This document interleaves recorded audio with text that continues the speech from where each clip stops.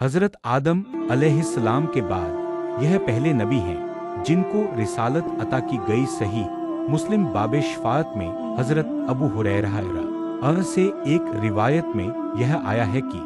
ए नूह अलैहिस्सलाम, तू जमीन पर सबसे पहला रसूल बनाया गया। हजरत नूह अलैहिस्सलाम के नबी बनाए जाने से पहले तमाम कौम अल्लाह की तौहीद और सही मजहबी रोशनी से पूरी तरह अनजान बन चुकी थी और हकीकी माबूद की जगह खुद के गड़े हुए बुतों ने ले ली थी गैरुल्लाह और बुतों की पूजा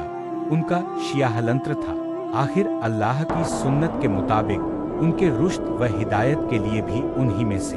एक हादी और अल्लाह के सच्चे रसूल नूह अलैहिस्सलाम को मबूस किया गया। हजरत नूह अलैहिस्सलाम ने अपनी कौम को राह हक की तरफ पुकारा और सच्चे मजहब की दावत दी, लेकिन कौम ने न माना और नफरत व हकारत के साथ इनकार किया। कौम के अमीरों और सरदारों ने उनके झुठलाने और उन्हें जलील करने का कोई पहलू न छोड़ा और उनके अमीरों और सरदारों के मानने वालों ने उन्हीं की पैरवी के सबूत में हर किस्म की तौहीन के तरीकों को हजरत नूह अलैहिस्सलाम पर आजमाया। उन्होंने इस बात पर ताजुब जाहिर किया कि जिसको न हम पर धन दौलत में बर्तरी हासिल है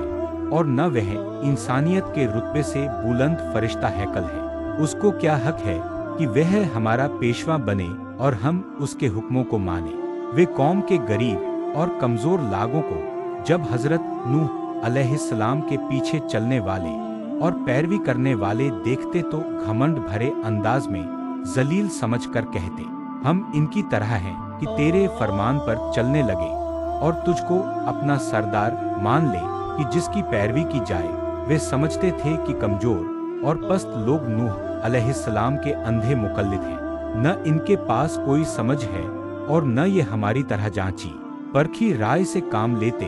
और न इतना शौर है कि हकीकते हाल को समझ लेते। और अगर वे हजरत नूह अलैहिस्सलाम की बात की तरफ कभी तवज्जो भी देते तो उनसे इसरार करते कि पहले इन कौम के पस्त और गरीब लोगों को अपने पास से निकाल दे, तब हम तेरी बात सुनेंगे, क्योंकि हमको इनसे घिन आती है और हम और ये एक जगह नहीं बैठ सकते। हजरत नूह अलैहिस्सलाम इसका एक ही जवाब देते कि ऐसा कभी नहीं होगा, क्योंकि ये अल्लाह के मुखलिस बंदे हैं। अगर मैं इनके साथ ऐसा मामला करूं जिसकी तुम ख्वाहिश रखते हो तो अल्लाह के अजाब से मेरे लिए कोई पनागाह नहीं है। मैं उसके दर्दनाक अजाब से डरता हूँ। उसके यहाँ इखलास की कद्र है,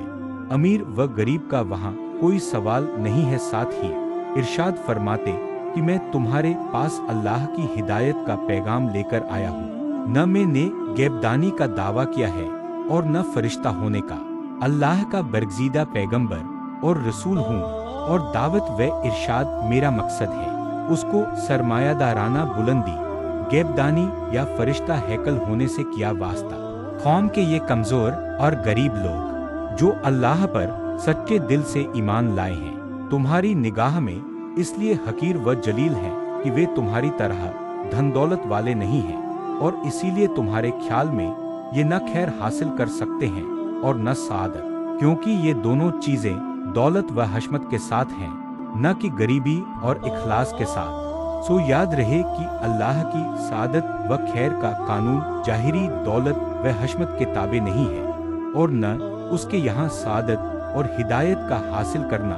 और पाना सरमाए की रौनक के असर में है, बल्कि इसके खिलाफ नफ्स का इत्मीनान, अल्लाह की रिजा,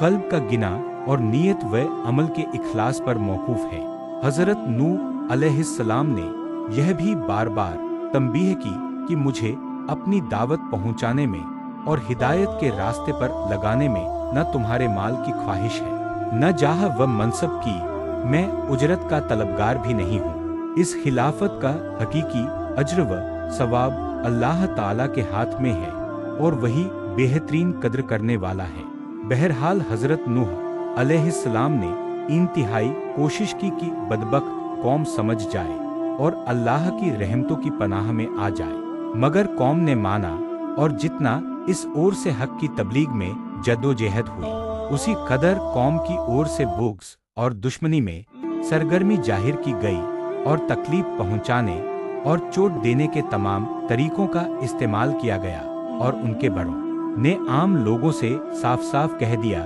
कि तुम किसी तरह वुद्द, सुवा, यगूस और नस्र जैसे बुतों की पूजा को न छोड़ो और आखिर में तंग आकर कहने लगे, ए नूह, तूने हमसे झगड़ा किया और बहुत झगड़ा किया, अब उसको खत्म कर और जो तूने हमसे अल्लाह के अजाब का वायदा किया है वह ले। आहूद 11:32।